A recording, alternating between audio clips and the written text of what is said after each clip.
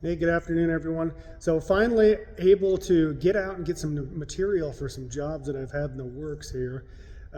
As you may remember, it's been very cold here and snowy, and the roads have been kind of crappy. So they finally melted off. So I made it down to Omaha this morning, picked up steel for some projects. So finally I can do some welding. I kind of waited off for a little bit because I hate cleaning off road grime crap from nice clean steel. I avoid it whenever possible, so today was the day.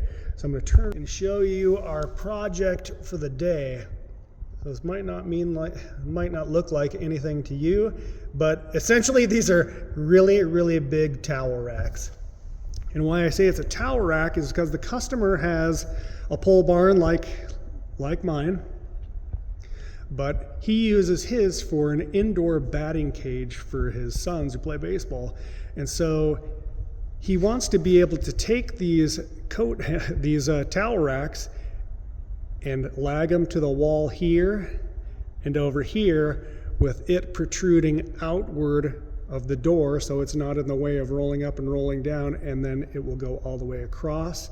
And then he will take eyelet bolts of some sort, I don't know, this is his wheelhouse, and suspend the net from her. So my job for today is to make the big towel rack. I'm going to be using 2-inch square tube, 1/8-inch wall. One of them is going to be 24 feet long, and the other one is going to be like 9 foot, but I will look at that in the drawings when I get there. So I'm going to start by cutting down all of the long portions, and then the portions that protrude out from the wall, and then also the flanges that will screw to the wall.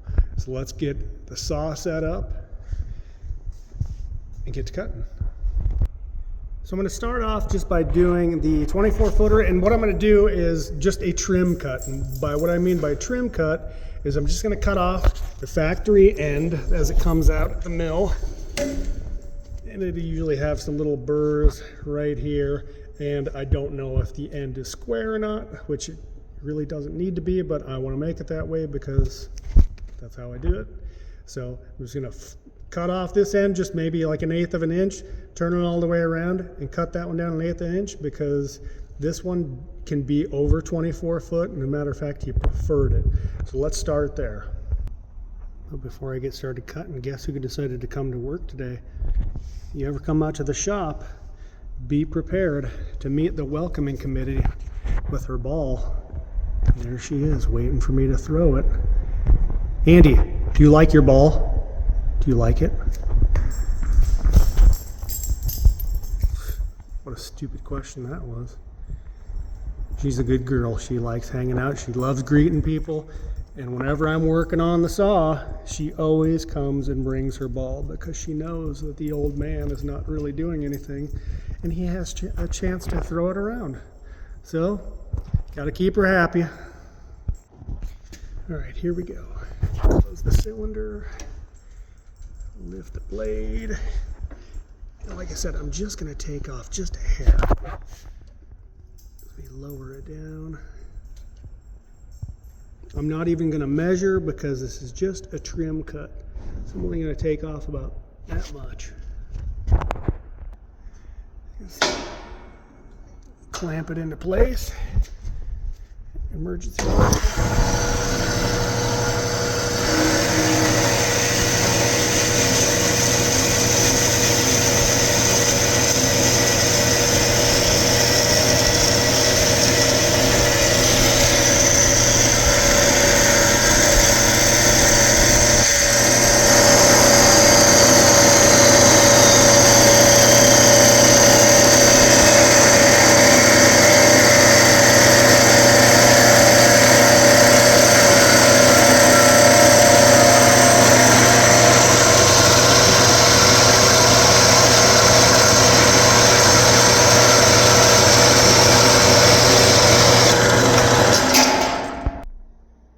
Okay, first trim cut is done.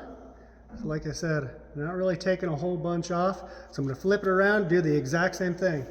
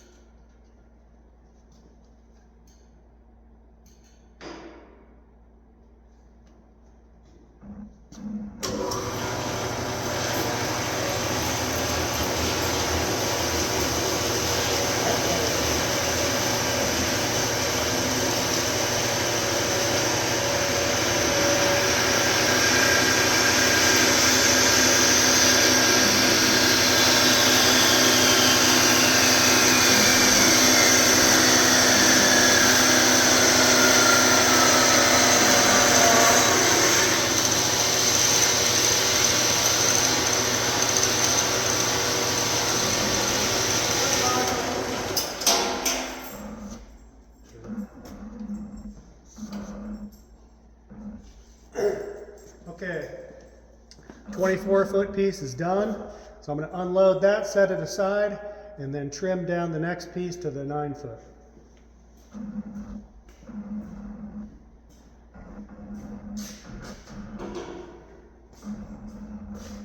Don't forget to unclamp.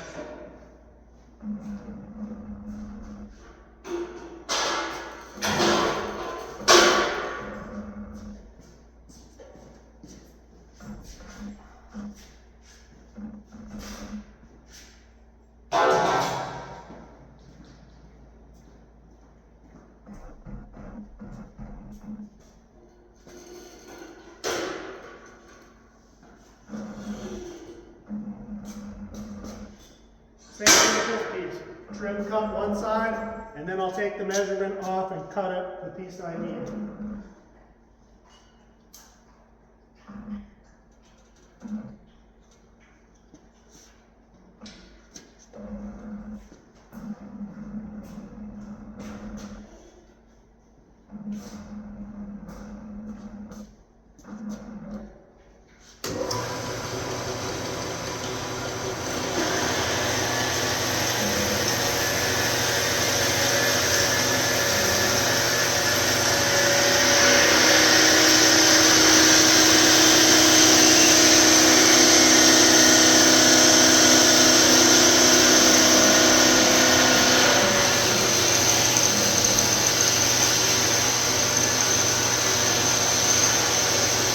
Actually, this one is 10 foot and 1/2 inch, not 9. The door opening is 9 foot.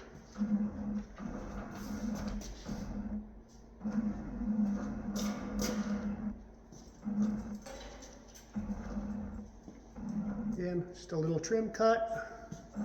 All that crap in there. Wonderful.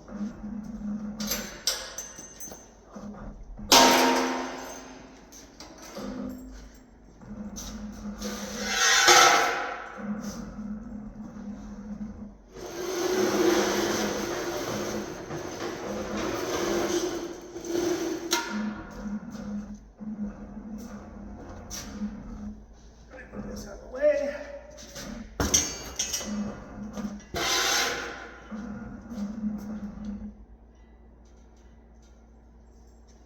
So I'll drop the blade down to where it's just hovering over the steel, and then I'll take my tape measure, push this end to the blade, so this is my teeth size, 10 foot and 1/2 inch.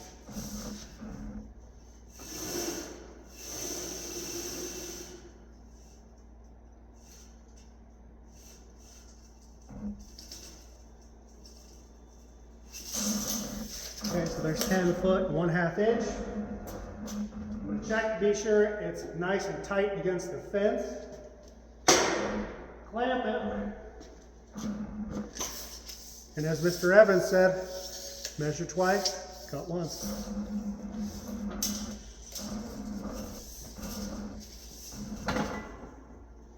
So we're still at 10 foot and 1/2 inch. I'm happy with that. Now I'm going to cut it.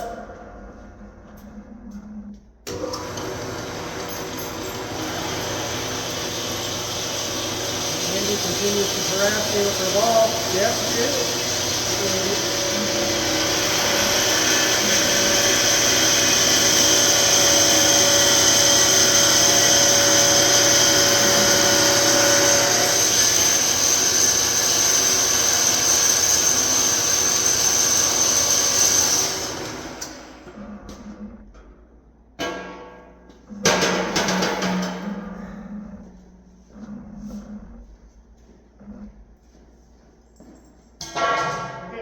our 10-foot 1/2 inch piece. The 24-footer is laying right next to it. So now I need to cut the little standoff pieces of the tube, and they are different for each. So this one's standoff is 10 inches from the wall, so less 2 inches for the thickness of the tube is 8. And then I'm going to use a 1/4 inch thick nailing flange for the wall side. So these tubes for the 20-footer need to be 7 3/4 long, and I need 2 of them. So 2 7-foot 3/4 inch 2-inch square tubes coming up.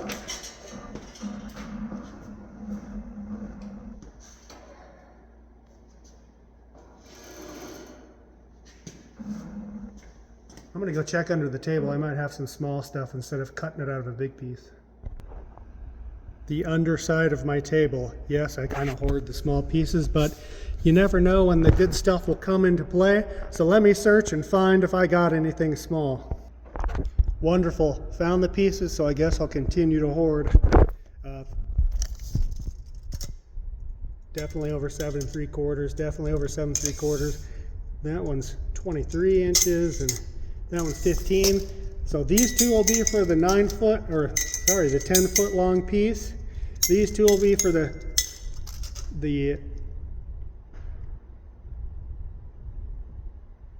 24-footer, gee whiz. Because these are the 24-foot pieces are shorter than the 10-foot piece. These are actually going to be like 12 inches, I think. I'll have to refer to the prints again. So now that I got my smaller pieces for these standoff sections, I'm going to take that remaining piece of the 20-footer that I cut that 10-footer out of and re-rack that. It's always nice keeping your small pieces, because now you just saved an additional 15 inches off of that piece, because without a doubt, whenever I go to use that one next time, if I would have taken the small pieces out of the long piece would have been just a hair short. So keep the small usable pieces. They'll come in handy. Okay, so got the 2 pieces loaded up, and whenever I can, I like to cut 2 pieces at a time or more. So this is going to be my keep side, since the clamp is over here and I actually have some clampable material. And then the other side of the blade will be the waste. And after that gets cut off, I'll definitely throw it away. I'm not saving 2 pieces that are going to be, 2 or 3 inches. That's my cutoff. I hoard, but I don't hoard that bad. So 7 3/4, let's get it. Okay, so I'm at 7 3/4. Now I want to check to be sure that these are flush. Those pieces have already been trim cut from whenever I used them last. So I like that. So now I'll get 2 exact same pieces, 1 cut, clamp them down, and get her going.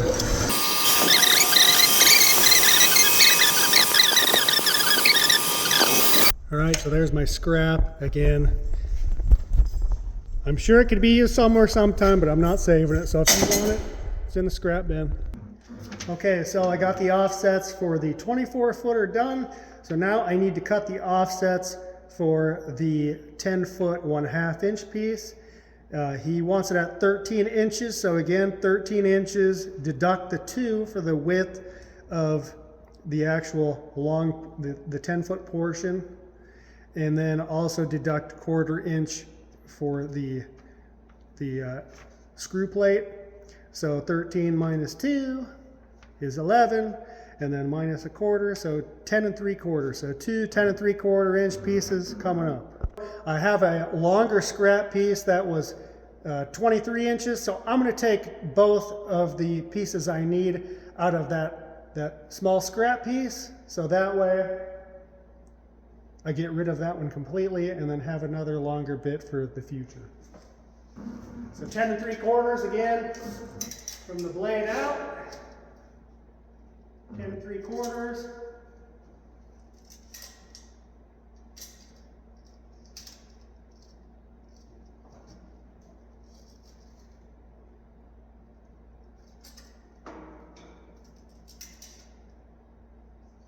I check an obscene amount of time, because I hate cutting it wrong.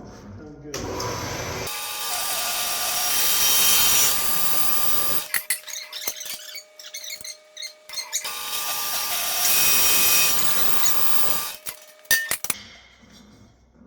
There's my offset pieces. Okay, so now I'm going to cut the nailing flange portions. So I'm going to use 2.5 inch wide by 1/4 inch flat. Okay, so I got my backstop set up. I just clamp a piece of flat to the fence. I stick my piece through and just measure like I did before. Get it set to 5. Then I'll clamp it, and then I'll take this piece of flat, run it up to the end so it's clamped in place so it's not going to move, and then just take vice grips, and it's really tight, clamp together, 4 pieces in a row, no problem. So let's cut it.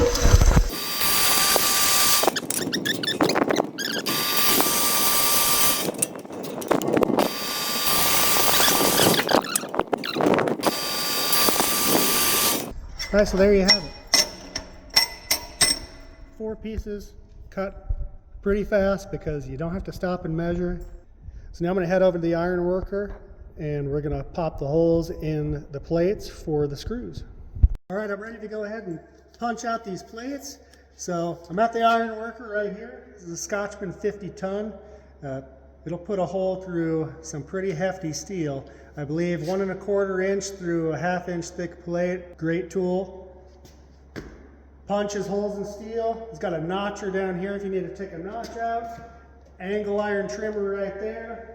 Flat bar shear down there. It's worth every penny. So I'm going to go ahead and get it set up. I'm going to use 1/4 inch holes, so I have to switch out the punch and die, and then I'll get to punching the plates.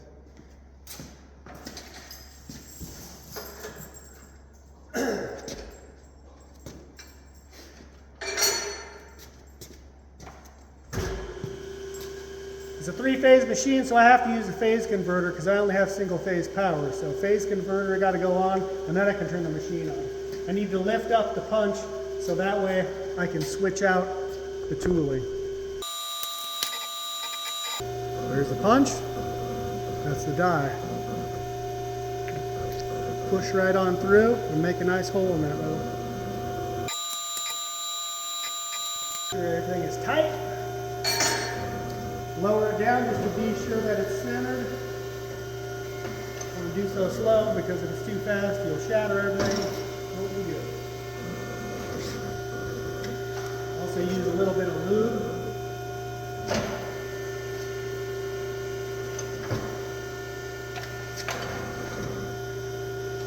Okay, now I'm going to go get the parts, and then we're going to set up the gauge so that way I can just punch through 4 holes in each plate in a matter of seconds. Put each hole in each corner a 1/2 inch from the end and a 1/2 inch from the edge. So I've got a back gauge on the machine that I can set that up, and as soon as that's set, I can just plow right on through them.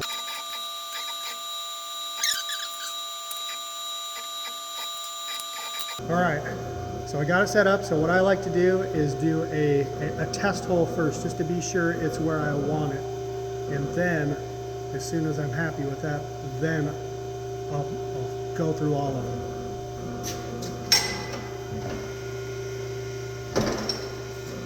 So I lower that down just to where it makes a little dimple.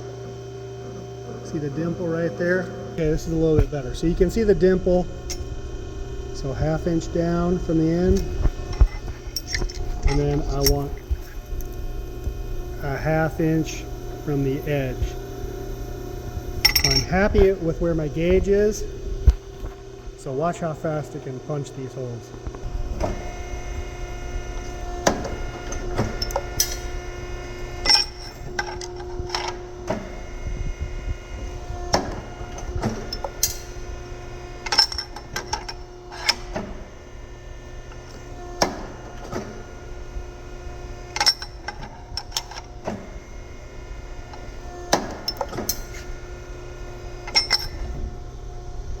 Four holes just like that. 3 pieces to go.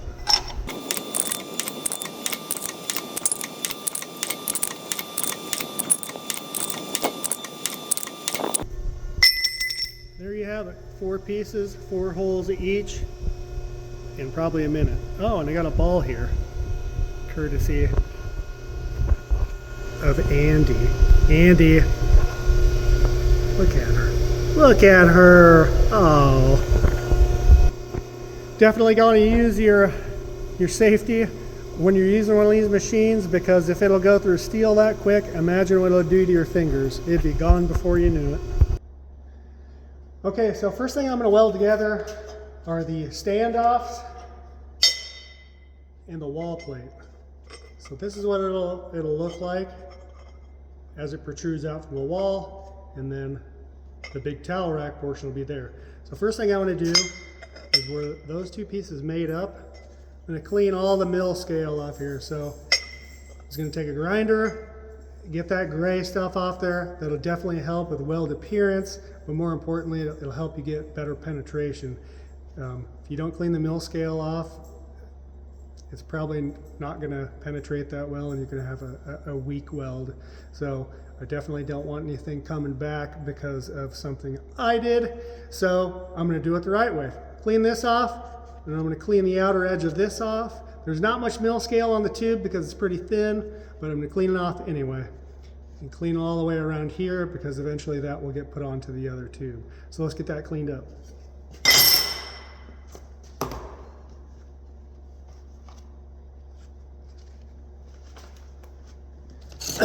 And I'm just going to use my 4-inch grinder, nice flap disc. That stuff takes it off pretty quick.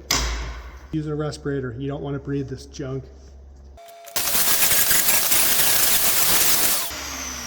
There you go. Nice shiny metal all the way around. That'll work. So let's do the rest of them and the plates.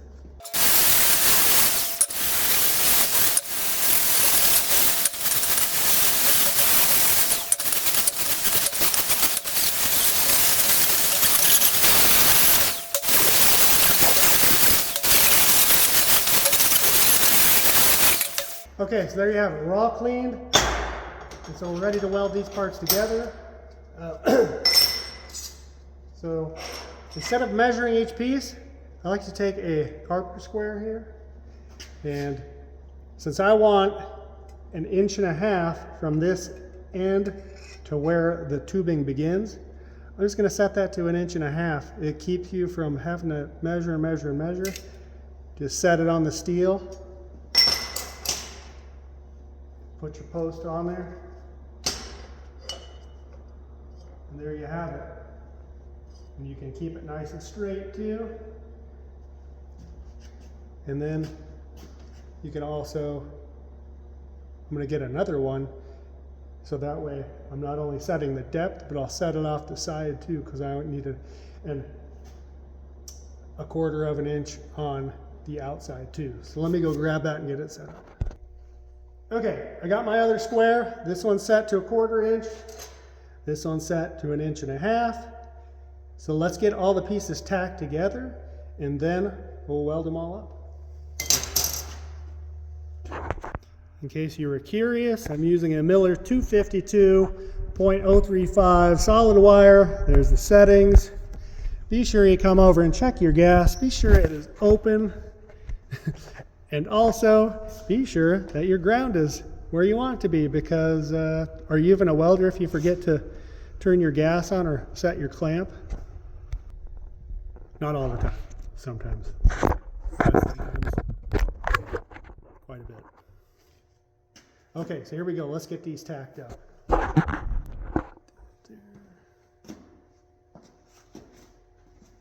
can have your gloves while I'm at it.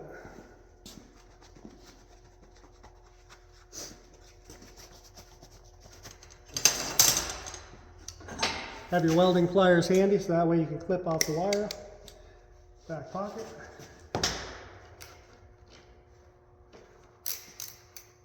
Okay. Here we go.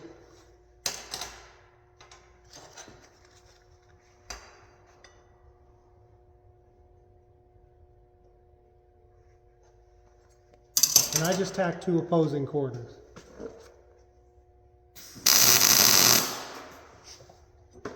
Hold it down after you tack the first one, because it has a tendency to pull up.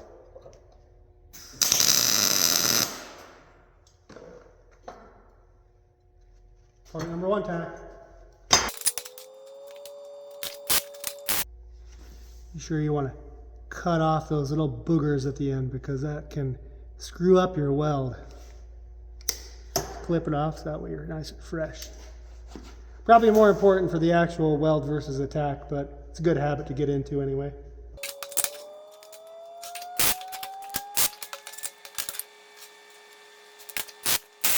Okay, all the parts are tacked.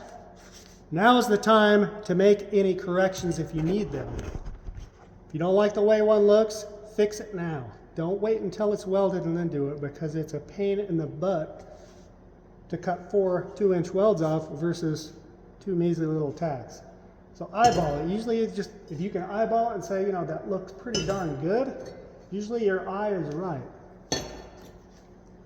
Everything looks pretty plumb, everything is flush. I'm happy with these parts, so now I'm going to weld them all out. I'll also put on my respirator, since I'll be really kicking up a bunch of smoke. I don't really want to breathe all that in. I suggest you don't do that either, but to each their own. But you've been warned.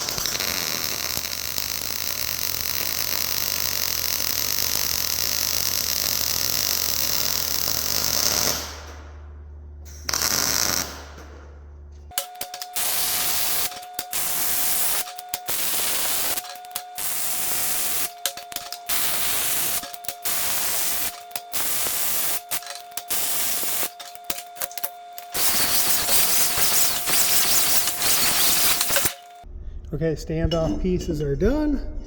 So I just cleaned them up, get all the spatter or as much of it off as I can. Check your welds over just to be sure they are up to snuff, because this stuff has my name on it forever. I want it to look good and I want it to be defect free. So these are good. Now I'm going to head on over to the pipe or the long portion, put them on, and then these jobs will be pretty close to being done. Okay, I got the positions, so 5 5/8 from the edge on each side, and then I want to check again to measure just to be sure I have the 23 1/2 inches before I weld everything. And I'll also clean up the tube right here first. So I'm going to lay it out and I'll be back.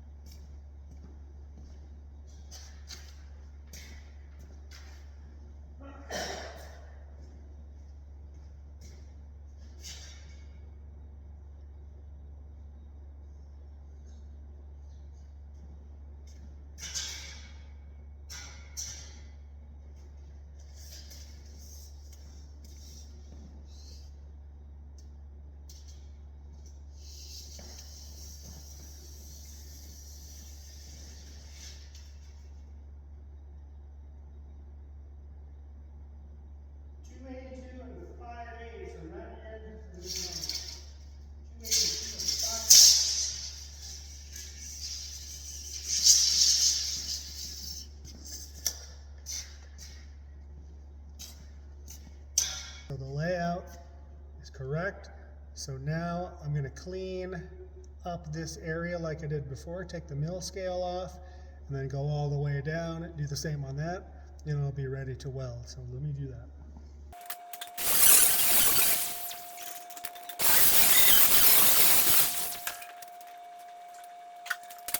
So before I took them off to grind, I took my square again and locked it in. So this is the position from the edge. Negates any of the measuring, and I know this is where I was at before and it was good. So a little tip for you. So now I'm going to go ahead and set everything back in, tack it again, measure one more time because it's easier to adjust with tacks versus welds. And as long as everything comes back good, then I'll weld it up. This part will be done, and on to the next one. Another tip, just to keep the back side all flush, just take a piece of flat or an angle or something, clamp it to your main portion, and then back that piece up. That will be nice and flat.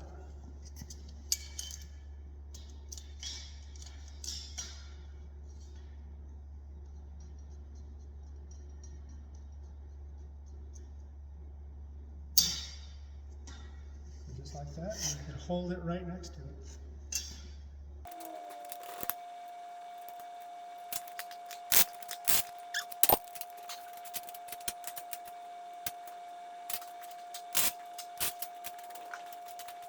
All right, so now I'm going to check, be sure that it's 23 foot and 1/2 inch before I weld it up. So I'm going to shoot it with the laser. So I'm at, I don't know if you, 277 1/16. That is from post to post, but now you got to remember that the overhang on the nailing plates or the screw plates are 1/4 inch on each side. So 277 1/16, less 1/2 inch. We're at 276 9/16, which is a 1/16 away from 276 1/2. So that's good. I'm happy with that. I'm going to weld it up.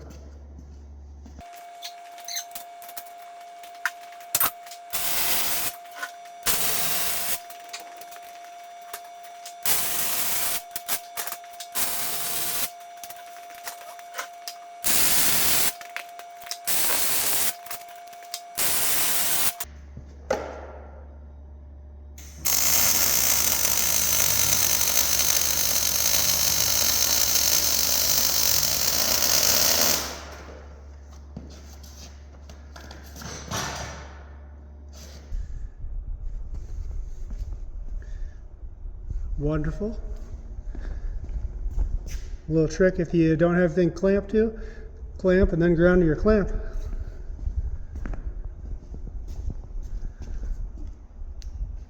Okay, there's one done. Now we just need to set up the other one and do the exact same thing. This job is complete.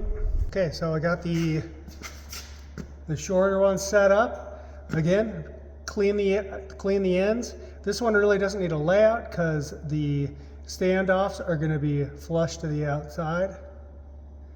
And so clean them up, weld them flush, and we're done.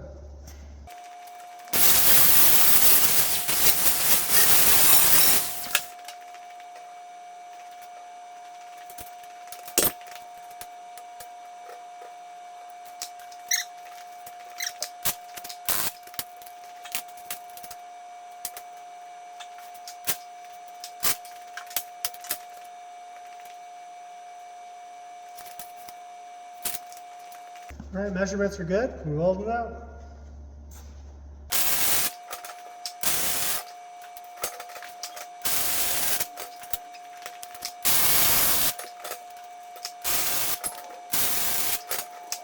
All right, so there's the short one. It's done. Unhook the ground here.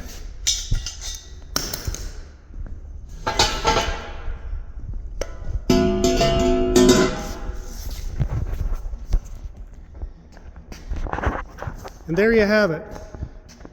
2 giant towel racks, just as the customer needed.